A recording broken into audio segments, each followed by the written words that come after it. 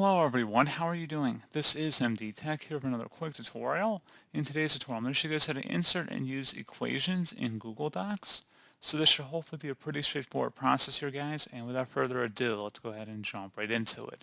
So all you have to do is select the Insert tab up at the top, and you want to select where it says Equation. At this point, you should see New Equation or Insert Equation up at the top here, and if you click on these drop-downs underneath Greek letters, miscellaneous operations, relations, math operations, or arrows, you should see various common scientific and mathematic icons should appear in here.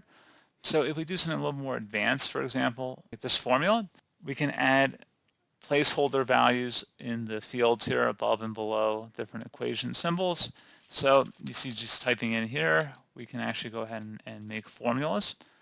And that's pretty much it. Again, you just would go and look at the different equations that are available up at the top. And you can see, again, different common math symbols like I just was discussing. And that's about it. So, as always, thank you guys for watching this brief tutorial. I do hope I was able to help you out, and I do look forward to catching you all in the next tutorial. Goodbye.